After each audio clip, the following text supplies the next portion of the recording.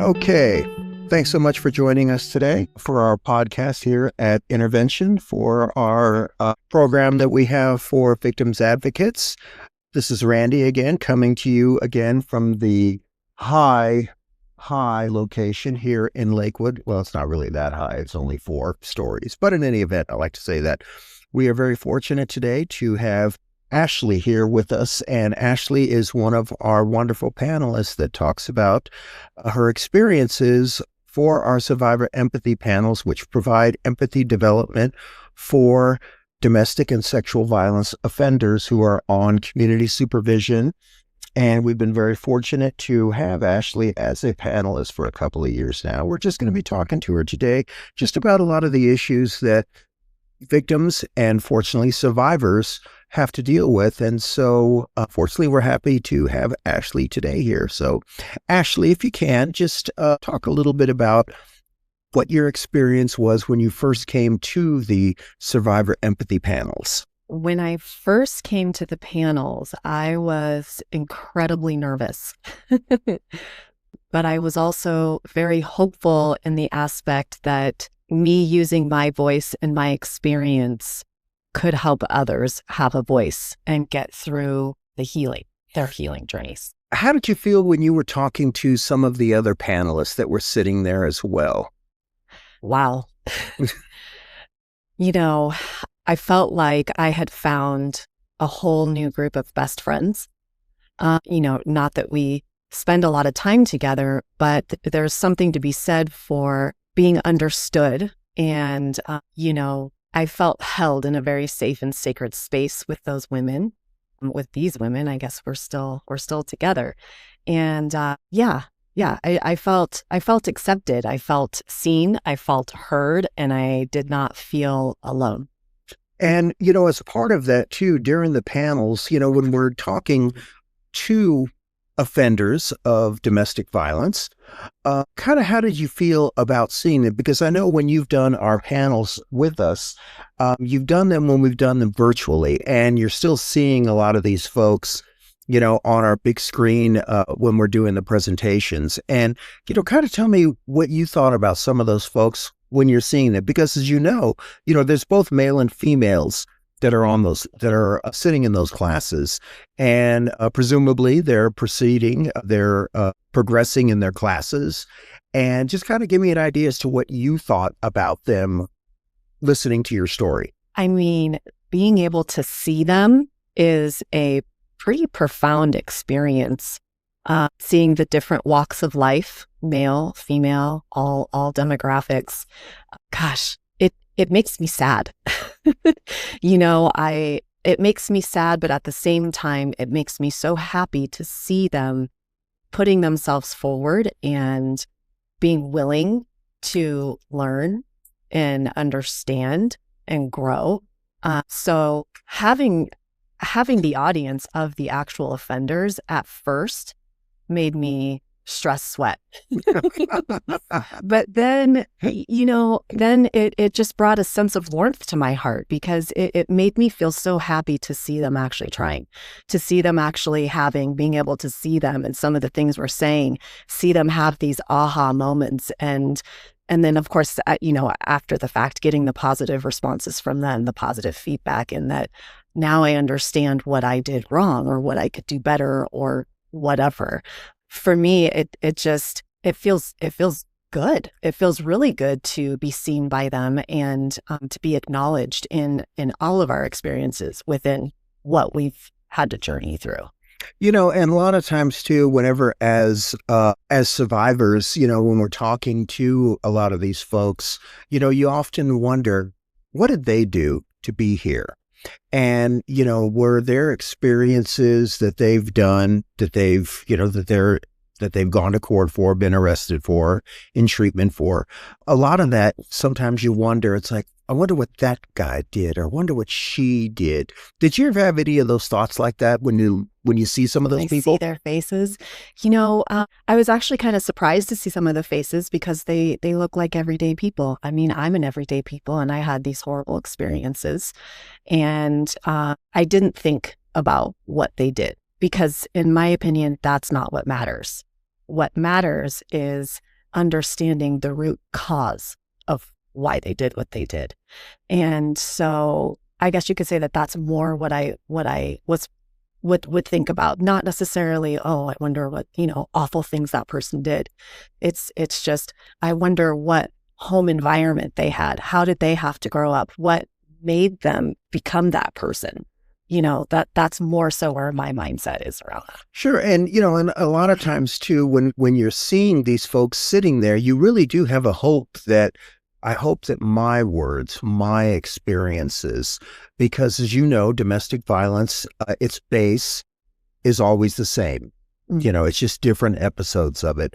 Psychological abuse, financial abuse, physical abuse, sexual abuse, emotional abuse, all those things are all the base. It's just the different experiences of that. Did you ever feel like during the panels, did you ever feel like the vulnerability of your experience talking about it? Absolutely. Absolutely. And talking about my experiences on the panel and then also having the other panelists around, it just shows how similar all of these types of abuses are. And it also raises awareness of what abuse actually is. Because I think many people don't even understand that they're abusing at times because of their trauma, because of their upbringing, because of whatever, right? And so the vulnerability that I felt within those epiphany moments and those understandings was actually a vulnerability of healing. It didn't feel like a vulnerability of a lack of safety or putting myself out there in an inappropriate kind of way, or being afraid to share my story like it's some kind of taboo, bad thing to talk about the horrible experiences that I had.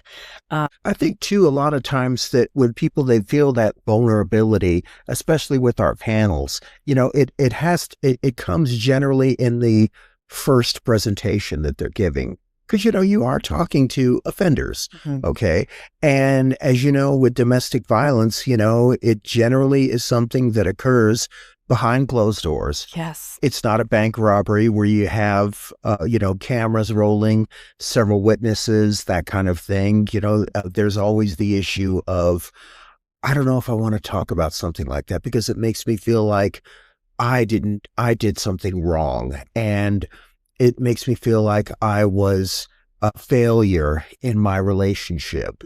And it feels like, I didn't do enough to protect my kids or myself.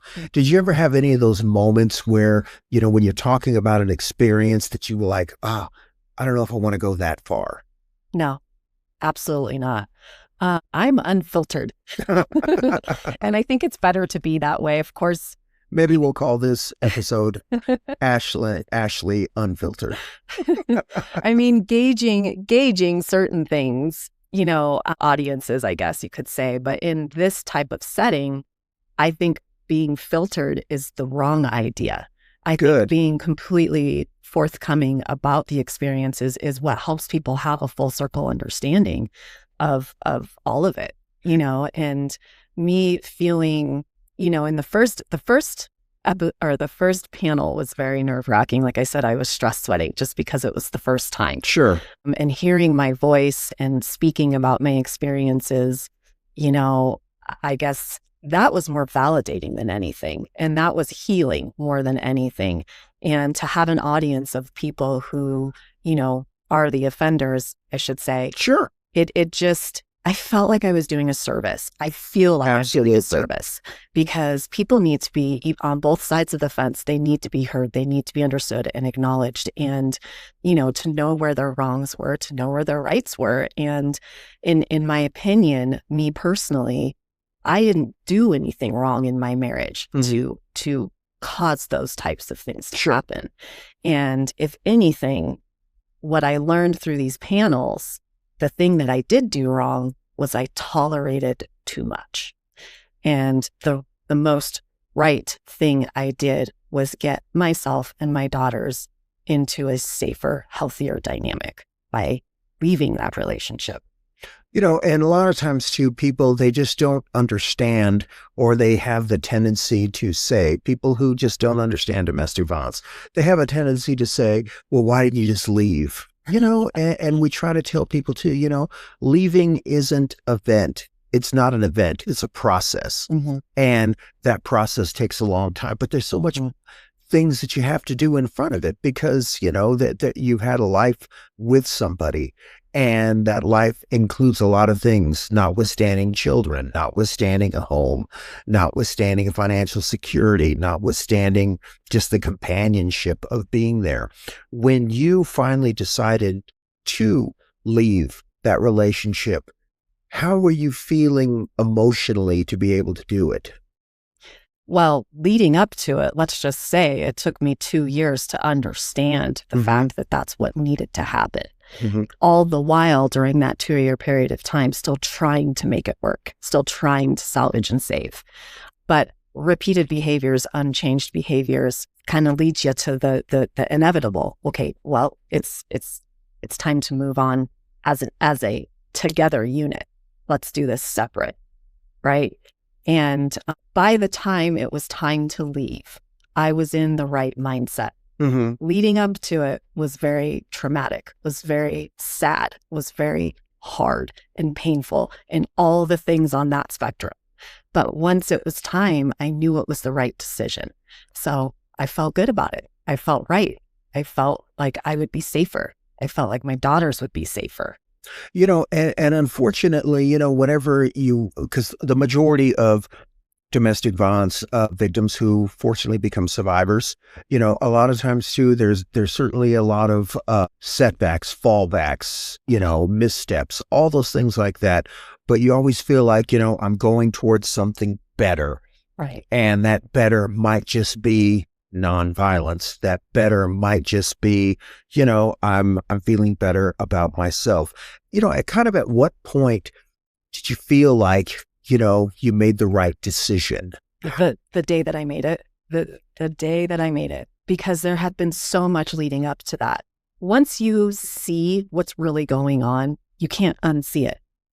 And so then it's just a matter of the physical catching up to where the next phase is going to be. And two, when you, a lot of people obviously, that there's the fear of the unknown. You've been with this person for years. You've had a whole life with this person. Did you ever feel like, there was that unknown feeling? Because a lot of, people who are sadly still trapped in a situation like that, they're afraid of the unknown. What would you tell them? The unknown is really freaking scary, but there's something that comes inside of you that comes to the surface once you finally realize that you're making the right decision, once you realize it is a better decision for everybody involved. No child deserves to grow up in a home where their parents are not in harmony, and especially when it involves various abuses. And going from that point too, that there's always the other issue of, now you're doing this alone. You're doing this all on your own. And then yet you still have all the other outside factors of the courts, having to show up for court, wondering, what's going to happen next.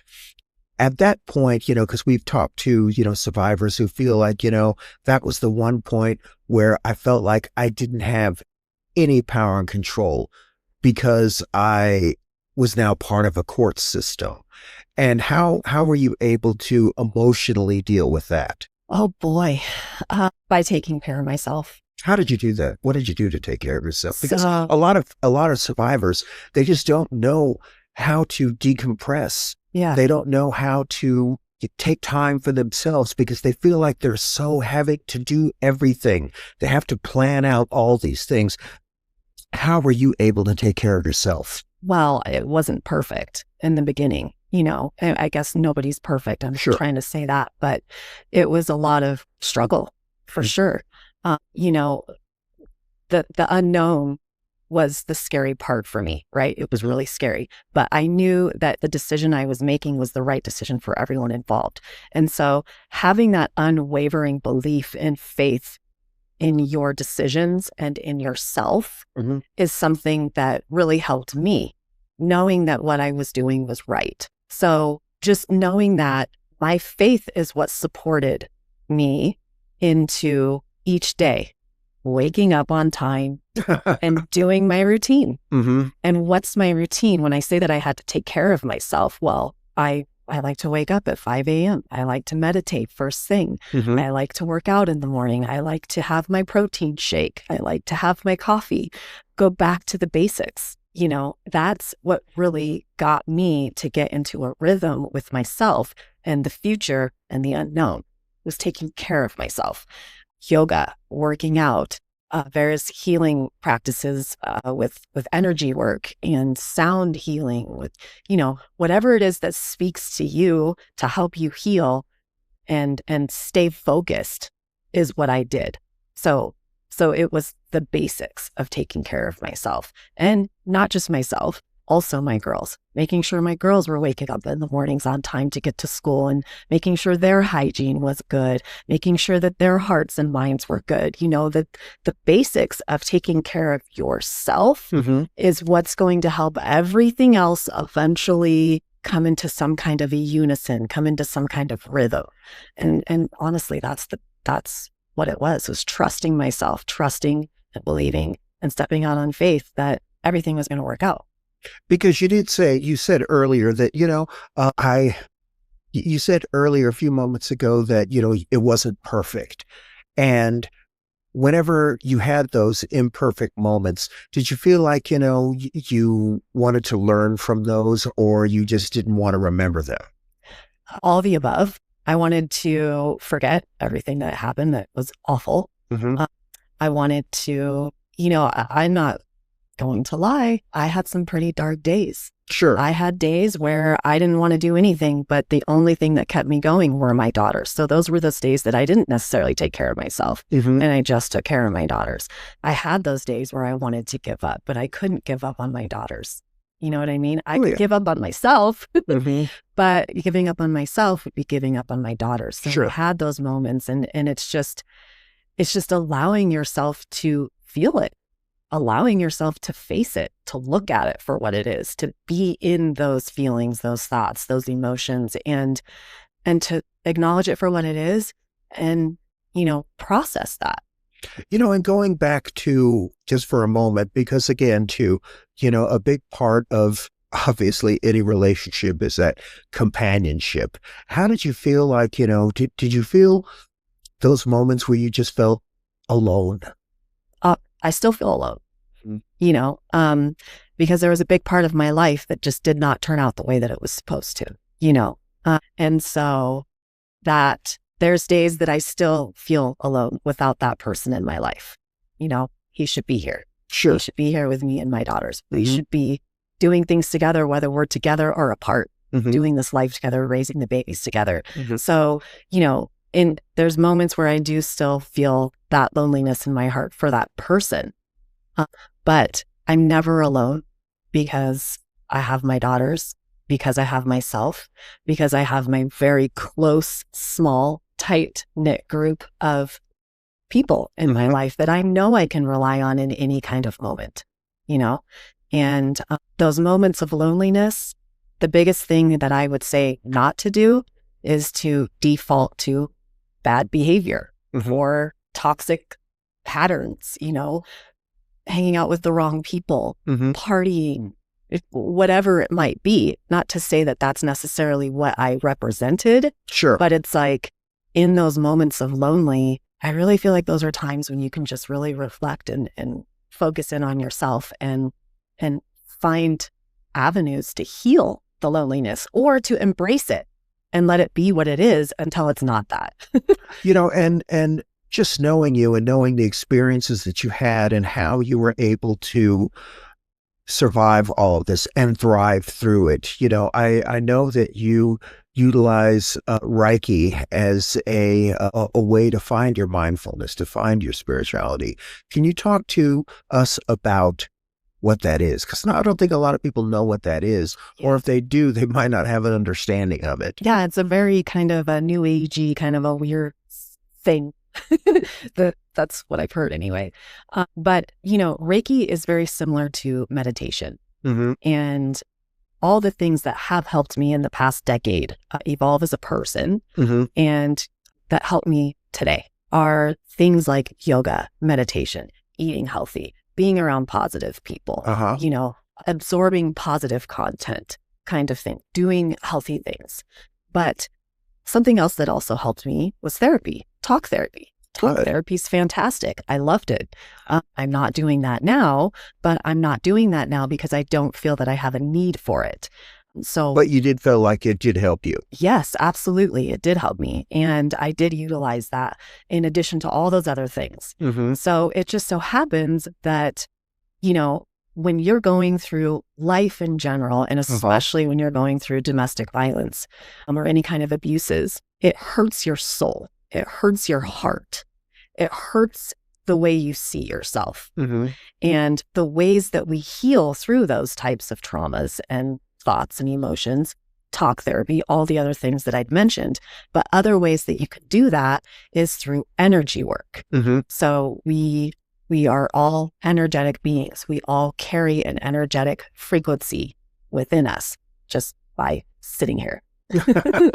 And, I can kind of compare it to like walking by somebody in the grocery store and you just like feel this kind of wave of like, whoa, that person must be in a bad mood.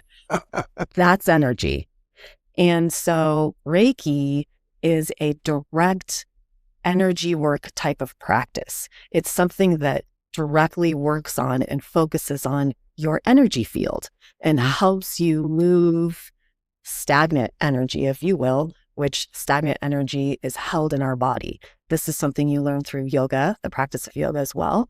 But if you have a pain in your neck, sure, maybe you need to see a doctor. It could be something, that you need to see a doctor for, or it could be stuck energy. And so I had come across Reiki 5 years ago or so before the end of my relationship. Mm-hmm. And I really took a liking to it as something to self-heal, because that's how you learn Reiki initially, is to use it as a self-healing tool. But because I was having such profound experiences with it, having aha moments, if you will, feeling better in my body, feeling better in my mind and my heart, and not having to talk to somebody, not having to be touched, because also another way to heal is through massage work, because like I said, energy, it holds in your body, it gets stored in your body, especially negative energy, right? And so Reiki became something that moved that without the touch, without talking. And it's just a very meditative type of practice. And so I really enjoyed that so much for myself that I had to pass it on. I had to help others. I had to bring that to something that I do in my own wheelhouse as work. So, does that answer? No, I think that's important too, because unfortunately, a lot of, people who are going through domestic violence, who are trying to survive through it, who are being victimized through it, they don't take those times for themselves. They just don't know where Sometimes to start. it's hard to. Depending on your situation, you're unallowed to have time for yourself. Yeah. But you said you made time for yourself. You made that time for yourself with regards to, getting up early, those small things like that, and still being able to be in the right moment, not only for yourself, but for your kids. Yes. And how would somebody start if somebody were listening to this, and how would you start with finding something like that? The way that you were able to bring your mindfulness back to what you wanted it to be. How would somebody start Reiki, or how would somebody start the self-centering, self-centered practice? The self-centered practice. I mean, I always say that talk therapy is a really good starting point. Good. But some people have such a wall to that, that sometimes it's just your own self-study practice that you can do. So, it's I would say trying to at least have the wherewithal to understand what resonates with you. Is it going outside and going for a walk? Is it meditating? Is it doing yoga? Is it writing in a journal? Is it having a gratitude practice? You write down what you're grateful for every day, even if you're not fucking grateful for something. But it's having that self-awareness, having enough self-awareness to understand what resonates with you. maybe it might not feel like it works initially, but if it resonates with you, if you feel good, if you feel gravitated towards something, if something's pulling your mind, your energy, then go there. Right. And so for me, I was already in the practice of yoga and meditation, my lifestyle. And it just seemed like a natural next thing to get into was the Reiki. And so that's what I think. It's just, it's having, maybe it's just having that quiet moments anytime during the day when you can sit down for 5 minutes and say, okay, what makes me feel good? I feel really good when I'm outside. I feel really good when I take walks. I feel really good when I'm getting a massage. I feel really good when I'm writing in my journal. You know, it's things like that. It's having at least enough self-awareness to understand what makes you feel genuinely good and whole as a person. And I would probably say too, as we, come towards a conclusion of this podcast, I know obviously there's a lot of folks out there who would say, well, maybe that was easy for you. But I don't really think that's true with any person that's trying to survive through the moment. And what type of advice, if there was advice, or what type of recommendation would you say to somebody who has either left that abusive relationship, but they still have contact with that person because children are involved, or there's pets that are involved, or there's property that are involved, and you still have to have contact with that person? What would you give as a level of, these are the things that you may want to consider to make it through it? Gosh, there's so many things I could say because circumstances are so different for everybody. Sure. But the blueprint seems to be the same in these types of situations. It's the power and control. It's the lack of trust. It's the he said, she said. It's the revenge. It's the, there's all those things that you have to contend with. And I think the biggest thing is to just always come back to yourself, and be the bigger person in the sense of don't allow yourself to stoop to the levels of the reaction. Don't react. That's one of the biggest things that has helped me. Sometimes silence is better than proving a point, and sometimes saying less is more, right?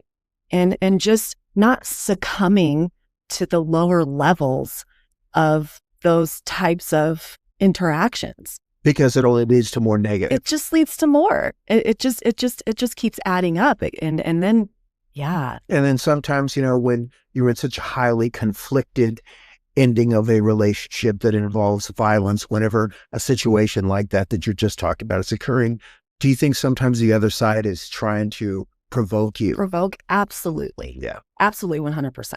Because most of the time in these types of dynamics, there's one person that really is the aggressor, that really is the abuser. And that one person, whether they want to acknowledge and hold that as that is what they did, that is what they do, they want you to be on that level too. Yes. And if you're not on that level, they want you to be bad too. So yeah, they will provoke you. And sometimes, like you said, this is just coming into my mind, but when there are children involved and there are other people involved, well, if it's really that sticky of a dynamic, then you have to put systems in place where, well, maybe you meet at the police station, or maybe you have the nanny is the one that does all the exchanges, or whatever it is. It's eliminating the opportunity for icky stuff to happen. So either you put something in place prior, or if you have to be in that position, you don't succumb to the provocations. You don't succumb to the low levels.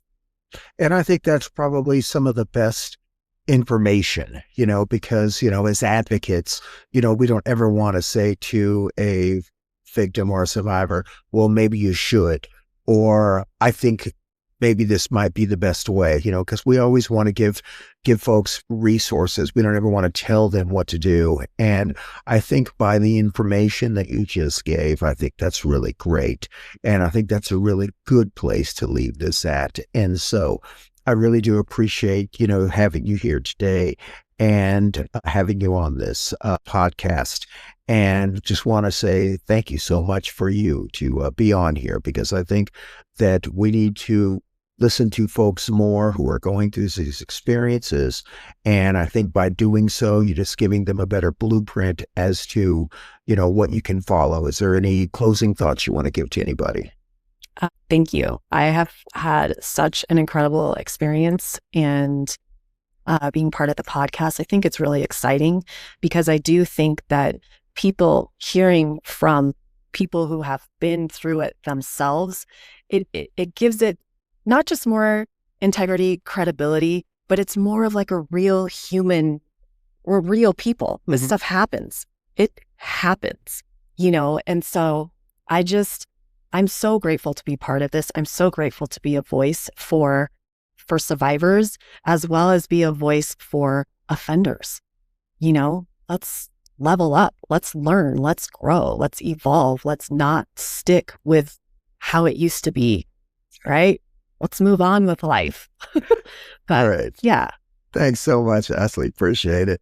Thank you. All right. And we're going to go ahead and sign off at this time. And we'll be posting this on our YouTube channel, Intervention. And you can go to that by going to www.int-cjs.org.